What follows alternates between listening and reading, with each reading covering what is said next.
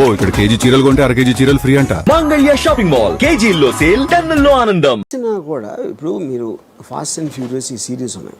అవును, you don't go there because of ఫలానా Rock ఉన్నాడు, డ్వైన్ జాన్, దానికి వెళ్ళట్లేదు మీరు. అది స్పెక్టకల్, అది వెహికల్స్, చేజెస్, యాక్షన్, ఇది అది అది సో అప్పుడు ఏంటి, మీకు తెలిసిన యాక్టర్ ఉండొచ్చు కానీ వాడి కోసం సినిమాకి వెళ్ళటం మానేశారు హాలీవుడ్లో. అది అది నేను చెప్పేది. You know so true. ఎస్.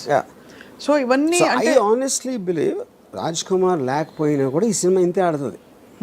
ఆ ట్రైలర్ బట్టి దాన్ని బట్టి రాజ్ కుమార్ బదులు ఆ రేంజ్లోనే ఏ యాక్టర్ ఉన్నా కూడా మోరల్లెస్. అదే మీరు ప్రభాస్ ఉన్న సినిమాలో మీరు ఎవరినో పెడితే ఆడకపోవచ్చు. అది నేను చెప్పేది. అది ఎందుకంటే దాని డిజైన్ కూడా వేరే ఉంటుంది. అవునవును, అందుకే ఆటిట్యూడ్ అసలు ఆ మోడల్ మారిందా అని అడిగింది కారణం అదే. బికాస్ ఇంతవరకు మనకి తెలిసి మన స్టార్స్ ఎలివేషన్స్ లేకుండా స్టార్స్ అయి ఉండి బట్ ఒక ఎంఐ మిషన్ ఇంపాసిబుల్ సిరీస్ లాగా లేదు ఒక ఇలాంటి వాటిలో చూసిన సందర్భాలు చాలా తక్కువ. బికాజ్ మామూలు మన సినిమాలో హీరో ఊరికే ఇలా తల తిప్పితే కూడా దానికి ఒక ఎఫెక్ట్, ఇది ఒక స్టార్ హీరో. అలాంటిది showing them like normal people వచ్చింది అలాంటి సినిమా. అసలు ఒక రుద్రమైన నాకు గుర్తుంది, చిరంజీవి గారు నార్మల్గా మెగా స్టార్ అయింది. డెఫినెట్గా ఐ ఫీల్ అంటే ఇప్పుడు బాలచంద్ర గారు ఉన్నారు. అఫ్ కోర్స్ బాలచంద్ర గారు ఈ టైంలో తీయలేదు అలాంటి విశ్వనాథ్ గారు. ఆఫ్ కోర్స్ నాకు తెలిసి వెన్ టైమ్ సాగర్ సంగమం ఆ టైంలో తీసినప్పుడు Kamal Haasan image would have been very different.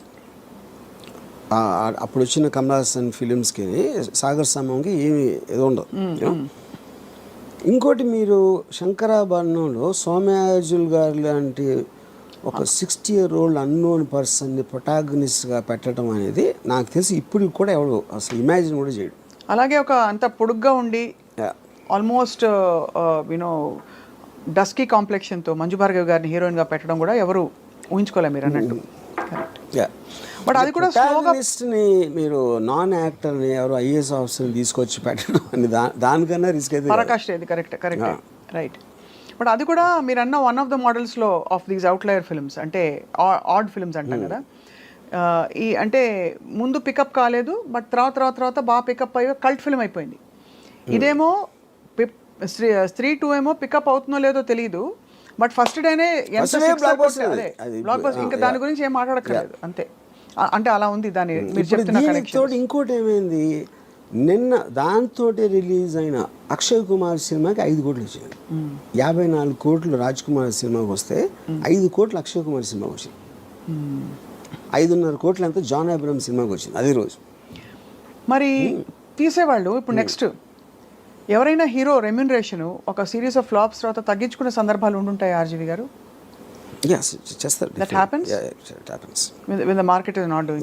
ఎందుకంటే అప్పుడు ఏం చేస్తారంటే ఇప్పుడు ఇంత ఇస్తామండి సినిమా హిట్ అయితే అంత ఇస్తాం ఇలాంటి కొన్ని డీల్స్ పెట్టుకో కొంచెం అదే క్లాజులు బ్యాక్ ఎండ్ అలాంటి. The reason I ask that is because majority of this major expenses that we are talking about, ఇప్పుడు మొన్న కల్కి వచ్చింది, ఇట్ వాజ్ యాక్చువల్లీ ఫీస్ట్ వినడానికి. ఒక అమితాబ్ బచ్చన్ గారు, ఒక సో అండ్ సో ప్రభాస్ ఉంటే అసలు చూడొచ్చా అని, దీపిక ఇంకోవైపు. బట్ ఆ సినిమాలో ఈ స్టార్ దీనికి రెమ్యూనరేషన్స్ చాలా అయి ఉంటాయి కదా.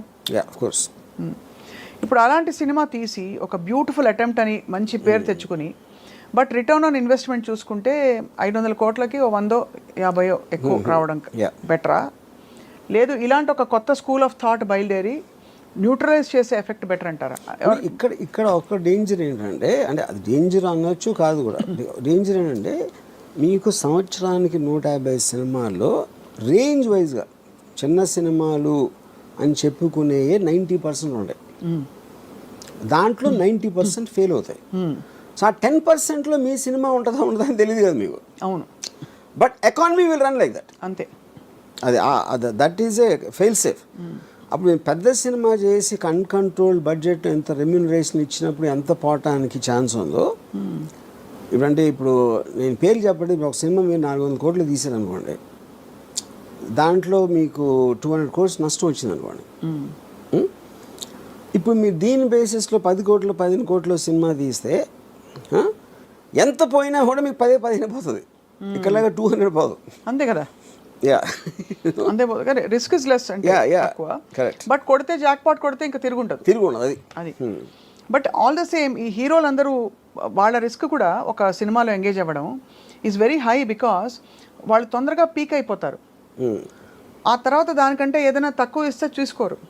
చచ్చినట్టు ఆ లీగ్ ఆఫ్ మార్కెట్లోనే ఇప్పుడు ప్రభాస్ వచ్చి సడన్గా యూనో మంచి ఒక ఇలాంటి ఒక 127 hours లాంటి సినిమాలో ఆర్ సంథింగ్ చేస్తారా అంటే whether people will digest, whether he'll take that risk we don't know. He is compelled to work now in very very big projects. దానికి రీజన్ ఏంటంటే 127 hours ఈ లెక్క థ్రిల్లర్ అనుకోండి ఏదో సంథింగ్. ప్రభాస్కి డబ్బులు ఇచ్చేది not about the story, not about that. అతను స్క్రీన్ మీద హై స్పీడ్లో వస్తే అంతమందికి ఎక్సైట్మెంట్ వస్తుంది అనేది కాస్టింగ్ ఫ్యాక్టర్. అది that is what super stars are suppose to be. అప్పుడు అలాంటి మూమెంట్స్ ఉన్న స్టోరీనే వాళ్ళు ఎన్నుకుంటారు. అదే వాళ్ళు వచ్చి వేరే సినిమా తీసినప్పుడు ఆమీర్ ఖాన్ ఒక్కడే చాలా తెలుగు చేస్తాడు. ఆమీర్ ఖాన్ ఏం చేస్తాడంటే ఇప్పుడు ఏంటి, ఒక సపోజ్ తను గజనీ లాంటి సినిమా తీసాడు కూడా చాలా పెద్ద హిట్ అయ్యేది. తర్వాత తను తారే జమీన్ పే తీస్తే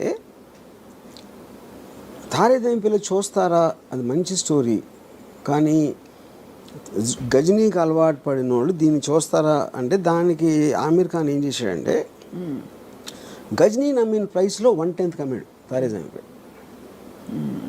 అప్పుడు ఆమీర్ ఖాన్ లాజిక్ ఏంటంటే నేను ఈ సినిమాలు కూడా చేస్తాను, కానీ ఆ ప్రైస్కి అమ్మినప్పుడు ఆ ఆడియన్స్ నేను రీచ్ అవ్వలేను. దీని ఆడియన్స్ దీనికి ఉండదు. కరెక్ట్.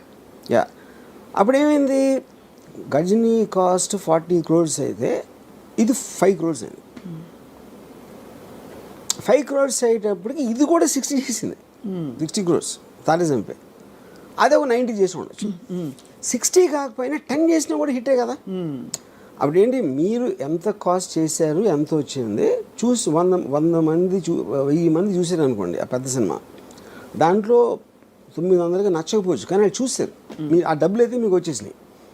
ఇప్పుడు ఇక్కడేమో 100లో 90 మందికి నచ్చినాయి. అవును, కానీ ఈ సినిమా చూసే జనం ఉన్నదే 100 మంది. నేను వాళ్ళని సాటిస్ఫై చేసినా కూడా నాకు హ్యాపీ. అది ఆమీర్ ఖాన్ లెక్క. ఓహో, అంతే. యా, అందుకని తను ఎక్స్ట్రీమ్లీ లో బడ్జెట్ ఇది వేస్తాడు, లేకపోతే వెరీ హై బడ్జెట్, రెండు. అప్పుడు వాటి డిజైన్ వేరే ఉంటుంది అంతే. Effectively ROI is better satisfied here, return on investment. ROI definitely.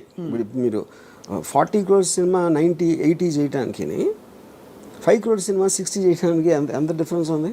పీకే గురించి కూడా అలాగే చెప్పారు.